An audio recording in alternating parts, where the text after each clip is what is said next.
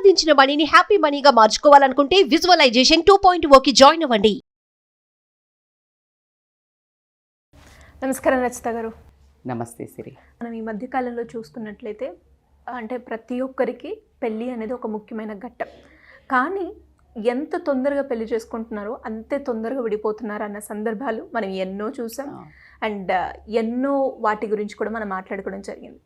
అలా కాకుండా బిఫోర్గానే pre marital counselling తీసుకుంటే ఇలాంటి ప్రాబ్లమ్స్ నుంచి మనం బయటపడే మార్గాలు ఉన్నాయంటారా మేడం? అయ్యో అద్భుతంగా ఉన్నాయి, నో డౌట్. అయితే ప్రీ మ్యారిటల్ కౌన్సిలింగ్, ఈ కౌన్సిలర్స్, ఈ సైకాలజిస్టులు వీళ్ళు ఏం చెప్తారు అనే ధోరణి మాత్రం బంద్ చేసుకోవాల్సిన అవసరం ఎంతైనా ఉంది. ఎందుకు మేడం అని అంటే కనుక మీరు అన్నట్టు మూడు ముళ్ళ బంధం అనేది ఎంతో అన్యోన్యమైంది. ఒకప్పుడు మూడు ముళ్ళ బంధం నూరేళ్ల బంధము అనుకునే రోజుల్లో ఇప్పుడు మూడు ముళ్ళ బంధం అయిన తర్వాత మూడు నాళ్ళ ముచ్చట ఒకటి ఎంత భయపడుతున్నారంటే సిరి. జనరల్గా మనం అంటే ఇప్పుడు మా వాళ్ళల్లో కూడా కూర్చొని మాట్లాడుతున్నప్పుడు ఒరే బాబు పెళ్ళంటే భయం వేస్తుంది బాబు, ఇంతగానో ఒకళ్ళు గ్రాండ్గా చేయాలన్నా కూడా భయం వేస్తుంది, చేసినంత సేపట్లో అంతే స్పీడ్గా బ్యాక్ వస్తున్నారు అని కొన్ని జరిగిన సంఘటనలు ఉన్నాయి. చాలా బాధపడుతున్నారు తల్లిదండ్రులు కానివ్వండి, ఎవరు కావాలని ఏవీ చెయ్యరు. ఎందుకు జరుగుతున్నాయి మరి ఇలాగా అంటే వీటి మీద అవగాహన లేక. పెళ్ళి అనగానే బేసికల్గా ఇప్పుడు ఎక్కువ పవర్ పిల్లలు తీసుకుంటున్నారు.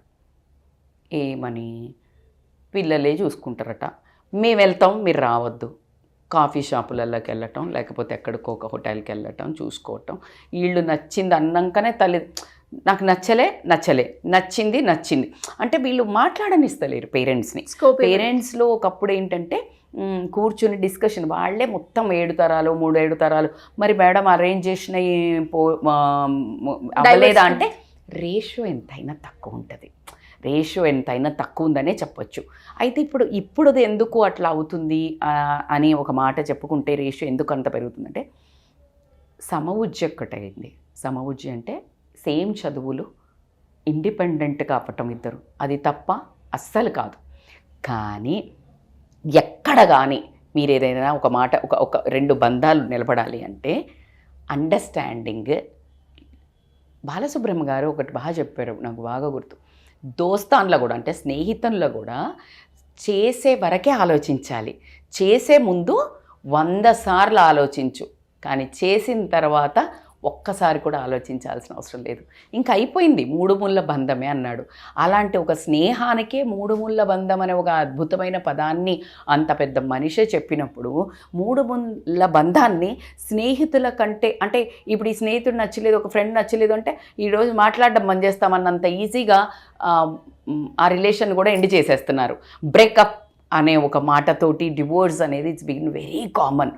అయితే ఎందుకు అవుతున్నాయి అంటే లోపం ఎక్కడ వస్తుందంటే అవగాహన లోపం ఏంటిది మేడం అని అంటే కనుక భార్యాభర్తలు అంటే ఇలాగే ఉంటారు.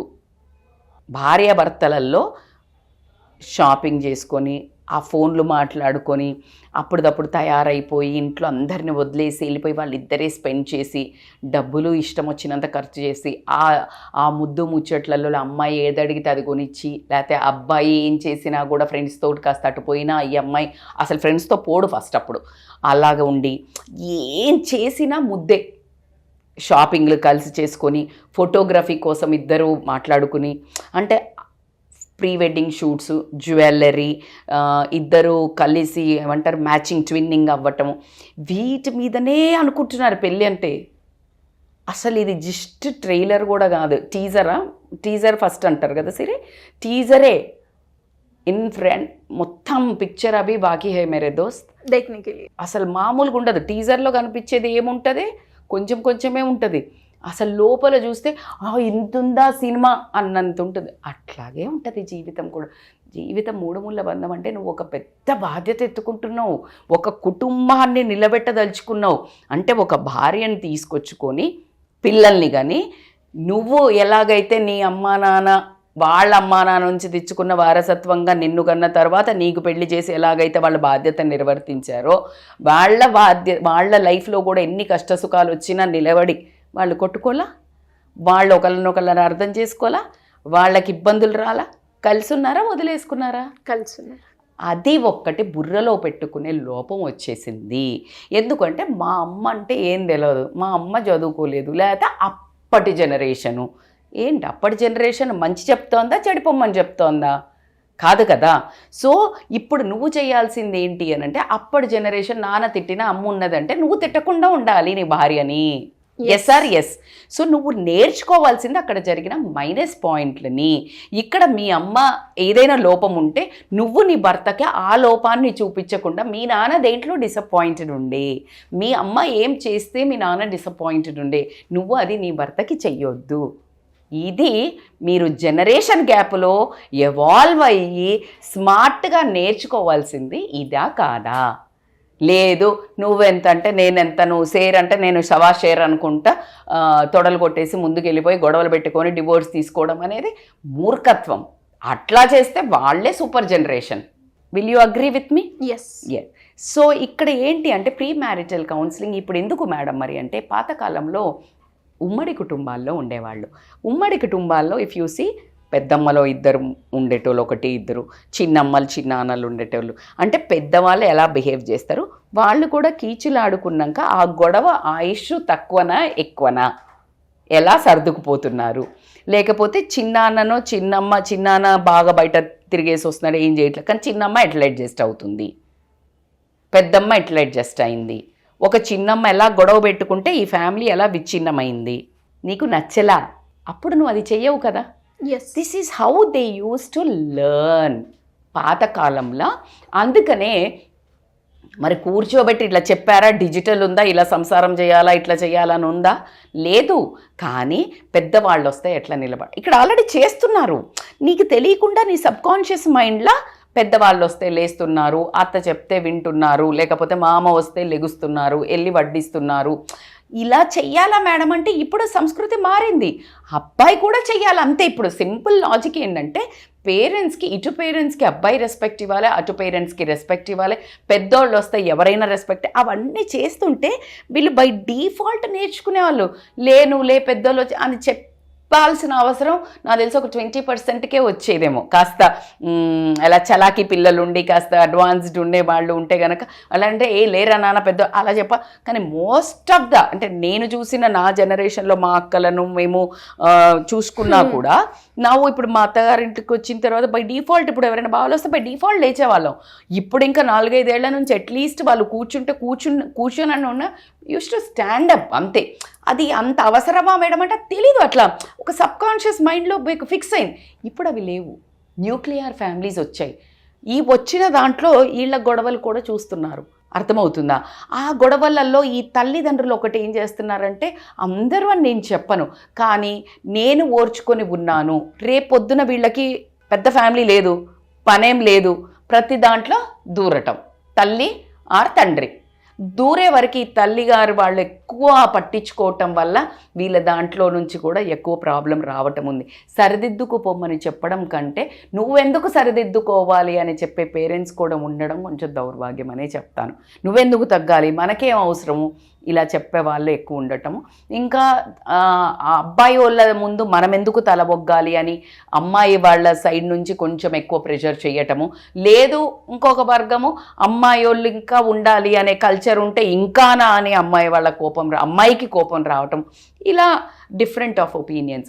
అయితే మరి ప్రీ మ్యారిటల్ కౌన్సిలింగ్ ఎందుకు అని క్వశ్చన్ మరీ వస్తే విపరీతంగా యూజ్ అవుతుంది. ఎలా యూజ్ అవుతుంది అంటే, ఫస్ట్ ఆఫ్ ఆల్ అందుకే ఇప్పుడు చాలామంది 3-6 నెలలు గ్యాప్ పెట్టుకోండి టు అండర్స్టాండ్ ద పర్సనాలిటీస్ అని చెప్తున్నాం. అయితే మరి తెలుస్తుందా మేడం? అంత 1 year 6 months అలా చేసిన తర్వాత కూడా, నిన్ననే వీ హ్యాడ్ వన్ డిస్కషన్, నిన్న మా కజిన్స్ అందరు వచ్చినప్పుడు మేము మాట్లాడుతుంటే జనరల్గా ఇట్లా వచ్చింది, ఎన్ని ఏళ్ళు మీరు మాట్లాడుకున్నారు, ఇప్పుడు కూడా డిఫరెన్స్ ఆఫ్ ఒపీనియన్స్ ఉంటాయా అంటే, ఎట్లయినా ఉంటుంది, ఎలా అయినా ఉంటుంది.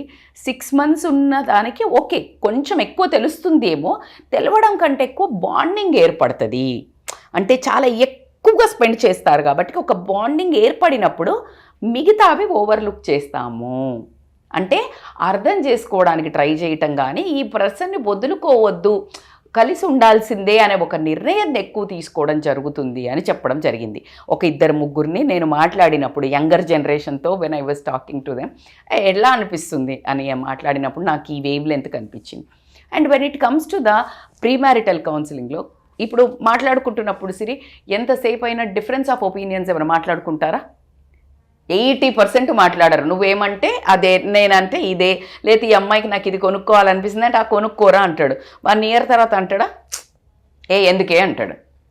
అవునా కదా? మరి ఎందుకు అంటాడు? అప్పుడు అలోన్గా ఉన్నాడు, ఖర్చులు లేవు, ఇప్పుడు డబ్బులు స్పెండ్ చేయొచ్చు, నీకు ఫస్ట్ స్టార్టింగ్గా ముద్దుగా ఉంటుంది, ఆ తర్వాత మన సంసారానికి మన పిల్లలకి నేను సేవ్ చేయాలి కాబట్టికే చెప్తాడు. ప్రతిదానికి వద్దన వాళ్ళ గురించి నేను మాట్లాడట్లేదు మళ్ళీ. సో ఈ అమ్మాయికి ఆ కంపారిజన్ రావద్దు. ముందు ఇట్లా ఉండే, ఇప్పుడు ఇలా ఉండే, అది ఆ తర్వాత మనిషి వ్యక్తిత్వము గురించి ఇప్పుడు ఎప్పుడైతే సైకాలజీ ప్రీ కౌన్సిలింగ్కి వస్తారో we will have some test papers, will ask them to right. ఎప్పుడైతే రాస్తారో ఎంతవరకు మ్యాచ్ అవుతుందో తెలుస్తుంది. నీకు కొంతమంది కాంప్లిమెంటరీ పర్సనాలిటీ ఉంటే ఇష్టపడతారు, కొంతమంది అంటే ఇద్దరిది మ్యాచ్ అయితే కొంతమంది సెట్ అవుతారు, కొంతమంది ఆపోజిట్ పోల్స్ అట్రాక్ట్ అని సెట్ అవుతారు. నువ్వు ఆపోజిట్ ఉన్నా నచ్చుతావా? లేదు సేమ్ ఉంటేనే ఇష్టమా? నీలా నువ్వే ఎక్కువ ఇష్టం, నాలా లేడు, నాలా లేదామే, నాలాగా ఇట్లా చెయ్యట్లేదు. కొంతమంది కామ్గా ఉన్నాడు అనుకో, అతను ఆవిడ చలాకీగా ఉందనుకో భలే మురిసిపోతుంటాడు. ఒక ఆమె క్వైట్ ఉందనుకో, భర్త చాలా ఇలా హడావిడిగా ఉండి చాలా హీరోయిక్గా ఉంటే ఇష్టపడుకుందామని ఎందుకు ఊరికే మాట్లాడతారు. It's a very dangerous combination if you are not liking. కానీ కొంతమందికి అట్లా ఇష్టం, then you will enjoy that person. ఆ చలాకీతనం అదంతా కొంతమందికి ఇష్టం ఉంటుంది. So then you need to understand first your personality, నీకు ఏ పర్సనాలిటీ నచ్చుతుంది.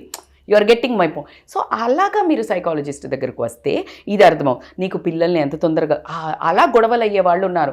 పెళ్ళైన తర్వాత పిల్లలు వద్దు అని ఒకళ్ళు చెప్తే వీళ్ళకి తొందరగా పిల్లలు కావాలని ఉంటే అది ముందు మాట్లాడుకోకపోవటం వల్ల అదే ఒక పెద్ద గొడవ అయ్యి అదే విడిపోవడానికి కారణం అవ్వడం, మనశ్శాంతి లేకుండా జీవితాన్ని జీవించడం అనేది ఏ అమ్మాయి అయినా అబ్బాయి అయినా డోంట్ డిజర్వ్ అమ్మ. సో కాబట్టికే ప్రీ మ్యారిటల్ కౌన్సిలింగ్ ఎందుకు హెల్ప్ చేస్తుందంటే అంత్య నిష్ఠూరం కంటే ఆది నిష్ఠూరం బెటర్ కాబట్టికే ఖచ్చితంగా హెల్ప్ అవ్వడం జరుగుతుంది. అలా కాకుండా ఆర్థికంగా నీ ఆర్థికమైన గోల్స్ ఏంటి అని రాపిస్తాం. నీ ఆర్థికంగా నువ్వు ఎట్లా ఉండాలనుకుంటున్నావు, లేదు వచ్చినట్టు ఖర్చు పెట్టాలనే మనస్తత్వం ఒకళ్ళకు ఉంది, సేవ్ చేసుకుందాం. సో ఇది ఒక 20% 30% వేరియేషన్ ఉంది, మ్యాచ్ అయిపోతుంది. ఇది కామన్ ఎవరైనా. మరీ 80% ఉంది guys, this is difference, too much difference is. You guys are ready to work on this? మీకు ఇష్టమేనా ఇలా ఒక వర్క్ అవ్వడానికి? చాలా గ్యాప్ ఉంది, మరి నడుస్తారా? ఇద్దరు కొంచెం నడవాలి, ఒకళ్ళు నడిస్తే ఇలా ఒకటి కౌన్సిలింగ్లో చాలా ఆర్థికపరమైన కానివ్వండి, అలాగే సెక్స్ ఎడ్యుకేషన్ ఇవ్వండి కానివ్వండి. అంటే మీకు ఈ అమ్మాయిని, నాకు ఒక కౌన్సిలింగ్ రీసెంట్గా వచ్చింది, అబ్బాయి చాలా ఎక్కువ ఫోర్స్ చేస్తాడు ఇలాగే ఉండాలి అని, ఈ అమ్మాయి చాలా బిడియస్తురాలు, నాకు ఇష్టం ఉండదు, బికాస్ ఆఫ్ దట్ డివోర్స్ దాకా వచ్చింది, 1 year కూడా కాల. సో ఒకటి కూడా చాలా అందుకే అంత ఓపెన్నెస్ అయింది. మీరు ఓపెన్నెస్గా అన్నీ చూస్తున్నారు. ఇక్కడ మనం పెద్ద సైకాలజీ దగ్గరకు వచ్చి మాట్లాడాలంటే obviously it has become so.